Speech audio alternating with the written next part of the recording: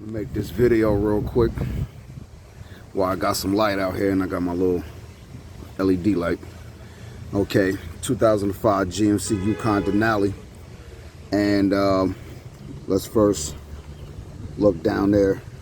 See all that oil down across the crossbar right there.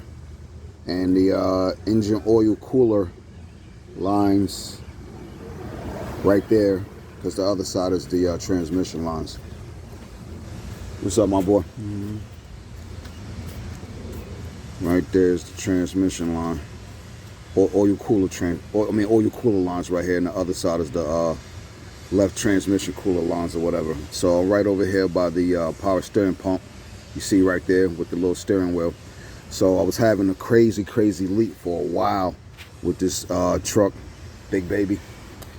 And the situation was, let's see if I can focus this camera, man. Not that boat, but right here where the engine oil cooler line connects, right there, it was leaking. So the situation is the bolt that, hold on, let me see if I can do both and point it out at the same time. Right there, the back bolt that's connected to the radiator right there, it comes off, but there's many different type variations of bolts from the years 96 up to 2006 or something like that for all GMC trucks. You know, the bolts are different. Some of them have the metal piece housing attached to it. It's like a washer. Some of them are just a straight bolt. This one is a straight bolt, but the only reason why I believe I'm only seeing replacements aftermarket for the ones with the washer attached to it is because this is the original radiator on this GMC. It has to be. And trust me, I went through every Amazon bolt, you know what I'm saying, ordered Dorman, AC Delco, yada da, yada da. Only to wind up going to the dealership and still ain't even put those bolts in. They're sitting in the glove compartment since earlier this year. Because what I did, I took the bolt out and put an O-ring behind it. You feel what I'm saying? I put an O-ring behind it. And what had happened was, when I went to start Big Baby up, the damn pipe right there, you know what I mean?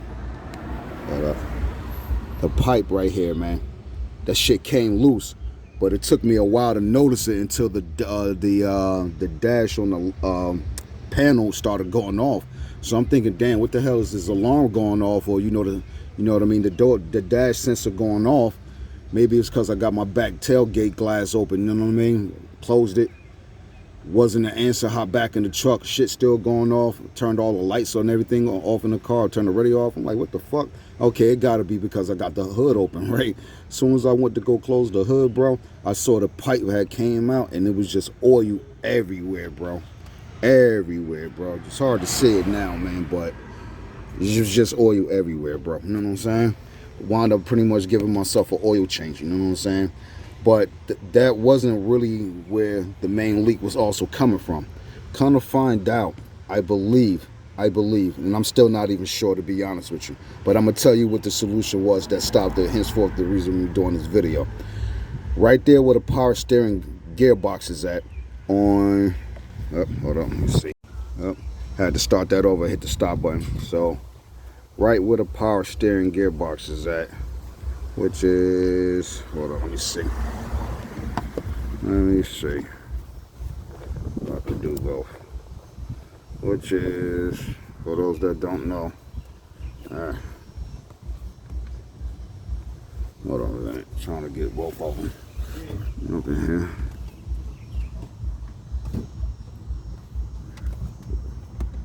Oh, hot pipe.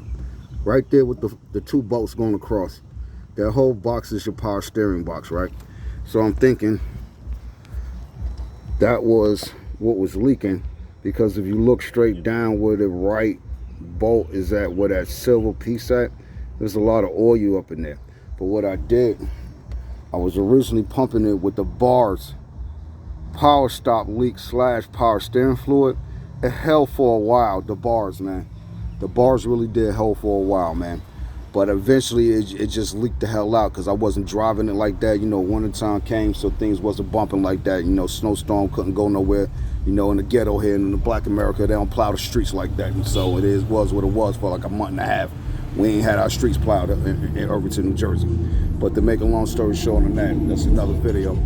But with a power steering reservoir is right there, I basically started using Lucas Power Stop. The fluid is thick as hell, man. It's thick. It's like thicker than syrup, bro. You know what I mean? Like some molasses almost. And it took me 3 bottles, man, and a little bit of SEAFOAM. 3 bottles and more like 3.5 bottles. 3.5 bottles of Lucas, the big bottles too, that cost like $20-something. It took me 3 of those, and so far it's completely stopped, bro. So most likely from the videos I've been reading on YouTube, it's the seals that are under the gearbox that was leaking, because that's where it was really leaking from the bottom. And obviously right there across the crossbar, you see all that damn oil, which is now really drying up, even though you see it's shiny now because I had the truck running just a second ago. But it doesn't seem to be leaking, and it doesn't seem to be losing the power steering fluid like it was. I actually opened it up and checked it, and I recapped it quickly because I didn't want to let that all the air pressure that was originally in there out. So I'm not even going to open it again until I hear the pump go off again, yo. So, and like I said, I did put a little SEAFOAM in there. So what I really should do, honestly, is just drain it back out, since I'm about to get an oil change, because I done SEAFOAMed the truck twice. SEAFOAMed it twice right there. You know what I mean? As far as putting it in the crankcase, excuse me. Putting in the crankcase, I did pretty much a whole bottle in the last 2 weeks to a month inside of the crankcase.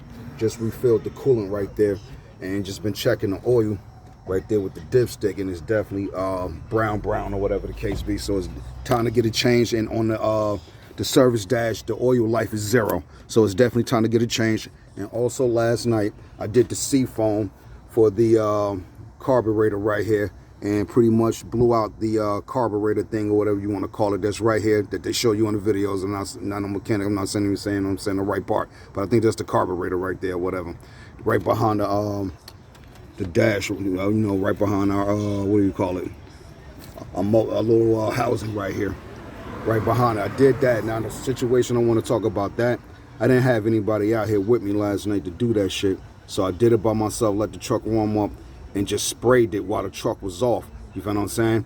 And then when I went to go start the truck back up, it didn't want to start up. It took me about maybe 5 starts off and on to get the motherfucker started back up.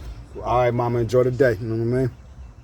It took me about 5 starts to get it started back up. And when I started it up, and sure enough, like every video you see on YouTube, that white smoke came out and smoked the block out, bro. No lie, yo, smoked the block out, bro. So, you know, had to get it on the road for about 10 minutes. So I drove it for like 15 minutes real quick, you know, and then I just recently came out and started it up for the first time today. It's like a little past 8 o'clock now here at night in Jersey, man. So I just started it up, and only a little bit of white smoke came out the muffler pipe. So, you know, and also with that being said, you know, I felt like the acceleration was fast as hell because I took it on the highway, you know, and when I came around on the other side and just came back home. So, you know, I hit about 70, and it felt like it was actually picking up the way it's supposed to. You know, I wasn't sure what that situation is, so now I'm definitely going to go get the oil change tomorrow. I said I was going to do it today, but I slept in the day, and it was what it was. No lie on that one, but, you know, there's other little situations that I want to get this checked out with the power steering reservoir, the pump. I don't think there's anything wrong with it. I think the situation was me. You know, I'm only the second owner of this denali. And I think the situation was, it wasn't driven for 1.5 years when the original owner got rid of it. It came from Massachusetts, which is the Rust Belt. And when I got it, I hardly been driving it. I only recently been driving it doing deliveries for, you know, these companies or whatever the case be. That's about it. You know what I mean? So, you know, that's the only reason why I'm driving it. You know what I mean? No lie on that one. But so far, the Lucas Power Stop, the big bottles, it took me 3.5 bottles to stop the leak coming from the seals under, again, the power steering box right there. You know what I mean? So if you're having that problem where your thing is leaking, you don't know where it's coming from, check your power steering box under. It could be the seals. Open up your reservoir right there. check your fluids and all that. Might need to flush it out, might need some of that power stop to seal it up until you get an actual understanding, you know, what's going on. But so far, since I've been driving it, I haven't really saw a leak, man. And I also be letting it idle too, and it still don't leak. So the Lucas to the rescue, man. On that note, salute to them, man, because that's an immaculate product, bro.